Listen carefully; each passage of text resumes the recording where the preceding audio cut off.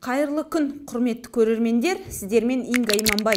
Бүгін Жанболат Мамайдың қамауда отырғанына 37 күн, яғни бір ай, бір апта. Оның үстінен арыз жазған қаржы нарығын реттеу және дамыту агенттігі сұраған 2,5 миллион теңгені халық болып жинап берді. Бар жоғы бір тәуліктен асар аспас мерзімде ел екенімізді көрсетті. Жанболатқа деген мұндай ыстық ықыластарыңыз үшін алғысымыз шексіз. Қорғаушылар төленген түбіртек пен амнистия қолдану туралы арызды тергеу органдарына кеше өткізді. Заң бойынша қарастыру мерзімі 3 жұмыс күні. Яғни шешім дүйсенбі күні шығуы тиіс. Заңға сай тергеу органдарында Жанболатты бостандыққа шығармауға еш негіз жоқ. Ал Жанболатты қапасқа ұстап отырған билік елдігімізге қауіп төндіретін, мемлекетімізді мойындамайтын біреулерді депутат тағайындап мансабын асырып жатыр. Айтайын дегенім, кешелі бері әлеуметтік желілер чиновник болып өсіп кеткен нұротандық депутаттың мәжілістегі орнын басқан басқа бір нұротандық Константин Авершинге қатысты қызық та сұмдық мәліметтер жариялап талқылап жатыр. Соған қарағанда бұл адам орыс әлемінің белсенді қолдаушысы болып шықты. Ол Честь имею атты жартылай әскери ұйымды құрған құрылтайшысы. Соның идеялық көсем іспеттес. Авершиннің түбін қазбалағандар оның идеяласы осы ұйымның бір бөлімін басқаратын.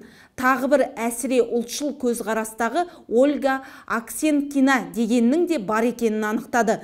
Өзінің парақшасында Ресейді тоқтата алмайды, бандершылардың көзі жойылады деп жазған бұл әйел балалар мен жасөспірімдерді патриоттық ұғымда тәрбиелейтін көрінеді.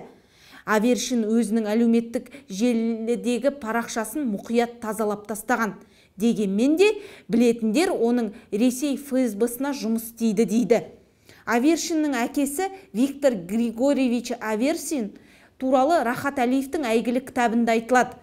Рахат марқұм қылмыс әлемінің бір кездердегі белгілі де құдіретті тұлғаларының бірі болған Рыжий Алмас, яғни Несіпбай Нәсеновтың Барселонадағы вилласында көзін жойған операцияны КГБ КНБ-ның полковнигі Виктор Авершин басқарған деп жазады. Оқиға орнына дереу жеткен испан полициясы оны тұтқынға алған. Тек Испаниядағы Қазақстан елшілігінің тікелей араласуымен оны босатып алуға мүмкіндік болды дейді. Кейін ол ұлттық қауіпсіздік комитеті төрағасы Шабдарбаевтың кеңесшісі қызметін атқарған. Ал Константин Авершиннің сепаратистер жиналған бұл Честь имею және әскери патриоттық клубтары Ауғанстандағы соғыстың және жергілікті әскери қақтығыстарға қатысқан ардагерлердің үйлестіру кеңесі жанынан құрылған. Честь имею мен аскерді басқаратындардың бәрі де Ресейде дайындықтан өткендер. Бұлардың ішінде С. Голиков деген біреу бар. 2014 жылы Қырым Республикасы халық жасақтары құрама полкі 9-шы ротасы сапында Қырымның жоғарғы радасын басып алуға қатысқан. Қырымды қайтарғаны үшін медалінің кавалері.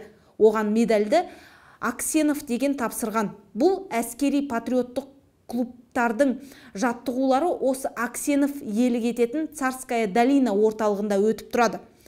Аксенов болса Алматының тумасы, Ресей азаматы, ДНР қарулы күштерінің сапында Донецк әуежайын басып алуға қатысқан сабаз. Алматыдағы Выстрел пейнтбол клубының нұсқаушысы.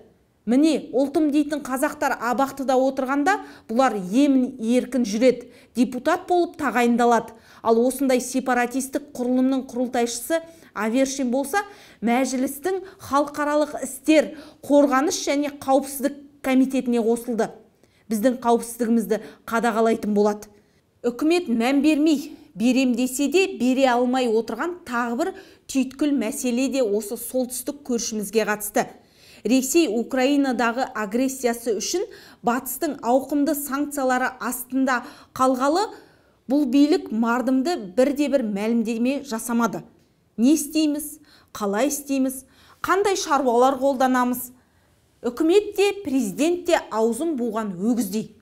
Содан-ақ елде бизнес қауымдастығы да ертеңгі күннің не боларын білмей дал. Ал Ресейге салынған санкциялар бізді де оңдырмасы анық. проблемалар біздің елді Ресейдің одақтас ретінде түйреп кететін қосымша санкцияларға ғана тіреліп тұрған жоқ. Ресей Федерациясының порттары арқылы өтетін реэкспортта қиындықтарға ұшырайды. Қазір Ресей арқылы жүретін Транссібір маршруты жабылып қалған соң, жүк Қазақстан, Әзербайжан және Грузияны жалғайтын маршрут арқылы ғана тасымалданып жатыр. Алайда Қазақстан бұл тасымалдан көк тиын да пайда көрмейді. Өйткені тасымалдаушы компаниялар мемлекеттікі емес. Отандық кәсіпорындар көптеген проблемаларға ұшырайтын болады. Ең алдымен энергетика саласы. Ресейде шығатын кокста санкцияда қалды. Демек, металл өндірісі зардап шегеді. Тізе берсек, Қазақстанның басына түсетін қиыншылықтар қат-қабат.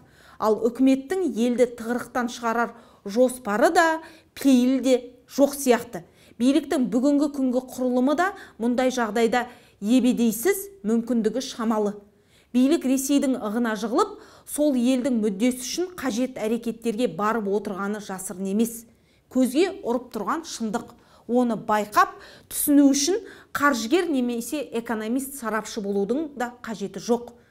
Неге өз нарығын қорғау мақсатында Ресей сынды бір жақты елімізге тиімді шаралар қолданбайды?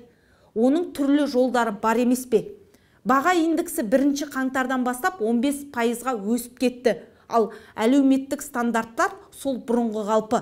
Бюджет ақшасын тиімсіз пайдаланып, елді дағдарысқа соқтырып отырған бұл үкімет бізбен сіздің жинап беретін салық төлеушінің алдында жауап бере ме?